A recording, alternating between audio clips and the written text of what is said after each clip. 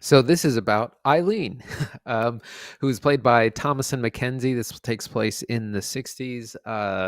Eileen is kind of living in a trapped world. She works at a local prison. She's a kind of secretary uh, there. She lives at home with her kind of drunken, forcefully retired father, who's a former police officer, played by Shea Wiggum. Um, Eileen is kind of constantly just verbally abused and harassed by the older women at the prison who say, like, yeah, you're too old. Why aren't you married? Why don't you have children? Her father kind of says the same thing. You're not going to be anything, Eileen. You're never going to go anywhere. You're going to die in this house. Kind of takes on a lot of abuse. When one day, Anne Hathaway's character Rebecca, who's the new prison psychologist, shows up, and she's just absolutely fabulous. She dresses really stylishly. She has big, bright platinum blonde hair. She drives a red Thunderbird. Is just the exact opposite of what Eileen is, and is everything Eileen kind of wants to be.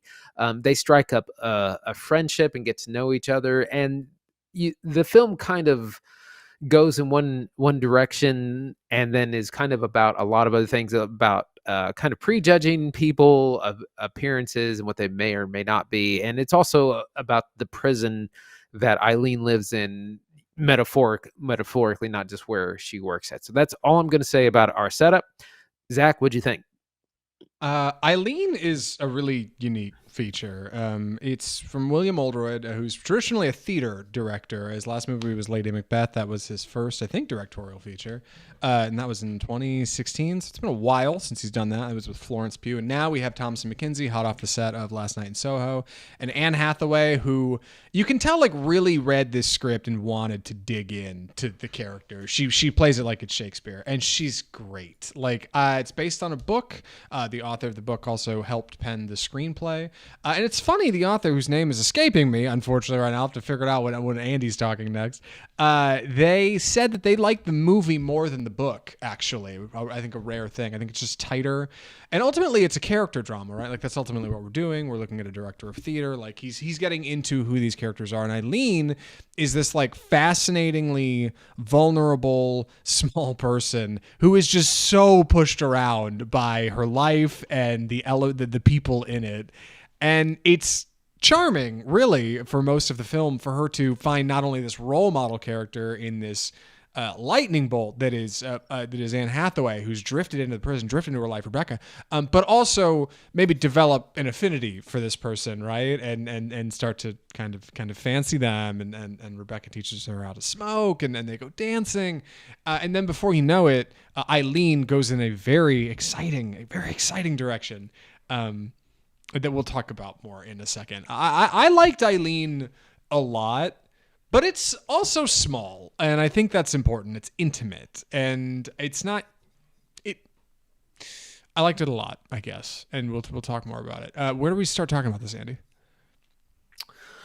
Oh gosh, where to start? There's so much. I want to kind of talk about tone, because this is a very serious movie, but it's also kind of a dark comedy. Like, there are some moments that are so funny. Like, Eileen starts to kind of copy everything that Dr. Rebecca does. Like, Dr. Rebecca smokes, and she kind of drinks heavily, and she's a little bit more on the wild side. And Thomas McKenzie has never really indulged, and she starts. I mean, and it's so funny because you get those comedic moments where she doesn't really know how to, like, drink properly and not drink too much, which she definitely does. Like, it's funny watching her trying to smoke a cigarette and just kind of cough on it. And then there's a bit about making she drinks coffee and puts so much sugar in it, like she won't stop pouring it in because she doesn't really know how to mix it. So you get these really funny moments amongst very serious things. Like, her father, like I said, played brilliantly by Shea Wiggum, is just kind of a drunk. He's an alcoholic.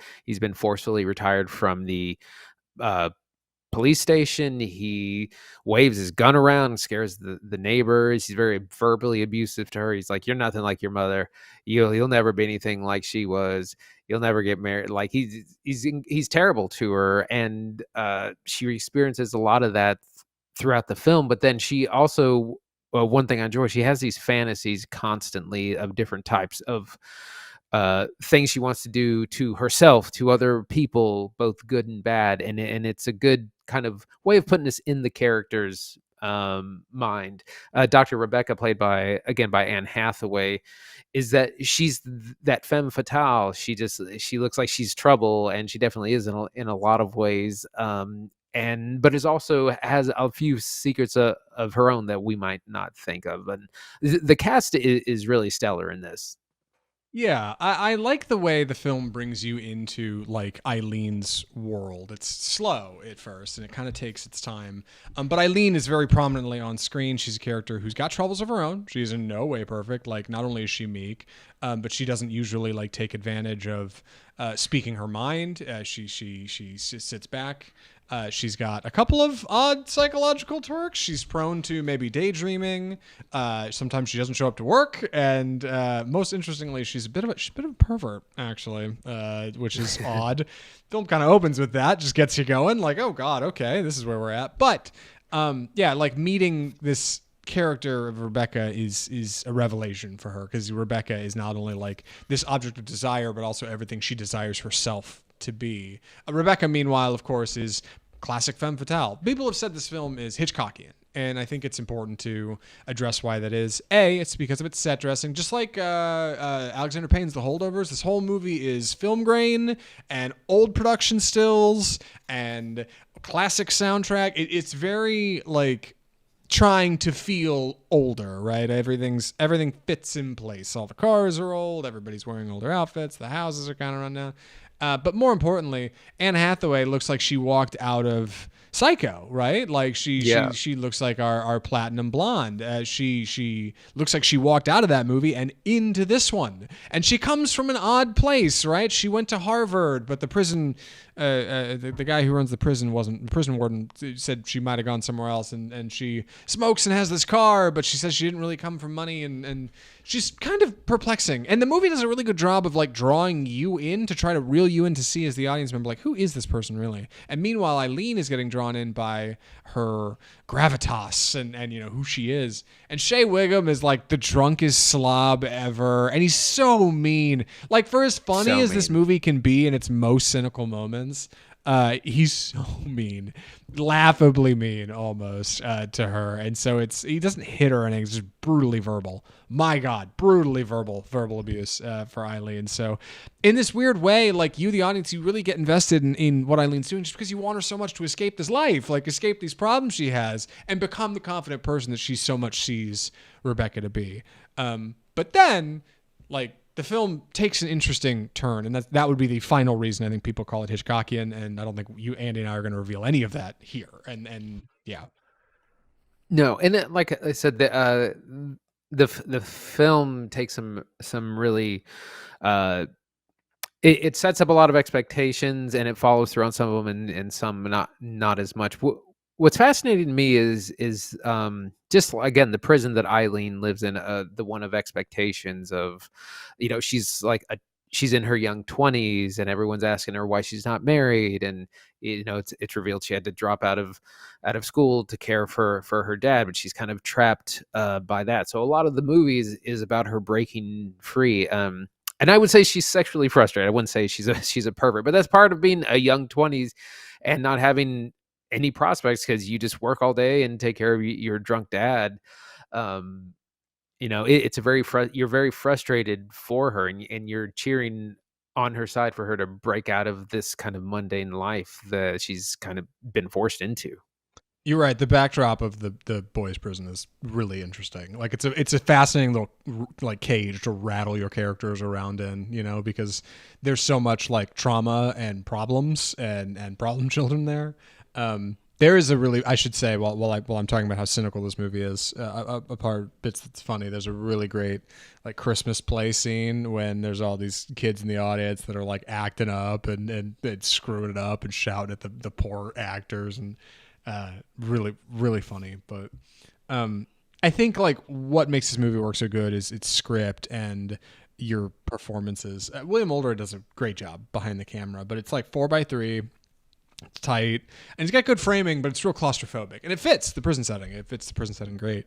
But man, I cannot understate how great Anne Hathaway is in this movie. Like, she's awesome. Like, really sinking her teeth in. This is a character I can really dig into. A little bit of ambiguity, a bit of mystery. Meanwhile, Thomas Mackenzie, I think, is understated and probably once again underrated. Like, I feel like I was maybe harsh on my Soho review because I think she really is tremendous in that movie, especially considering something wildly different like Jojo Rabbit, where she's a much more confident individual. Like, Eileen manages to be this person who is very sympathetic. You want to be friends with Eileen, right? You want to reach to the screen and give her a hug when her dad's shouting at her.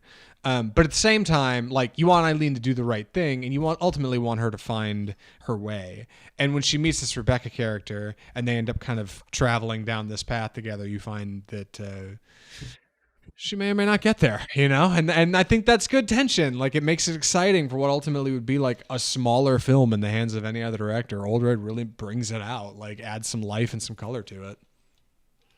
Yeah, one thing I wanted to comment on was the ratio. It's not 4:3. It's I just looked it up. It's a 1.66, which if you've seen The Witch, not Ari Aster, the other one, Robert Eggers, it's that same kind of aspect ratio where the film kind of seems taller. It's not as wide as it normally is, and it really gives us just a lot of height in the movie. So another interesting choice. By the way, the author is Tessa Moshfegh. I'm sorry. She wrote the original book. She wrote the script with her writing partner, Luke Goebel. I actually might be partners too, but I'm not sure. And I shouldn't speak on that. Anyway, Andy, I'm running out of things to say. I don't want to give anything away about Eileen. Any other thoughts or recommendations? I'm ready. Andy, would you recommend Eileen? Absolutely. It's a phenomenal film, really interesting characters and situation. It's really funny. Content warning, it does cover some very serious topics about domestic abuse and things of that nature. So just be prepared for that. Despite it being very funny, it is also very, very dark. But I really enjoyed it and highly recommend. Yeah, I think same boat. It's good stuff. I don't think you need to rush to a theater to see it unless you have, like, you know, a cozy little indie cinema near you. You can, like, get a cup of coffee and sneak in and kind of enjoy Eileen because it's understated. But when it comes to streaming, I think you should definitely check it out. Like, relax one evening, grab a cocktail. It's not long. It's 97 minutes. It's a little like watching a play. Like, it's thoughtful. It doesn't play out like a play. It's not like Darren Aronofsky's The Whale or anything, but like in the way that it's intimate and it's, you know, really concentrated. And like, I think it's good stuff. I think you'll enjoy Eileen. But we have much bigger fish to fry than just Eileen this year because we need to talk about everything that's happened in 2023. In a tight segment, we're going to review some nominees from exciting awards ceremony coming up, the Golden Globes. Andy, what do we call this segment? It's time for the death of cinema.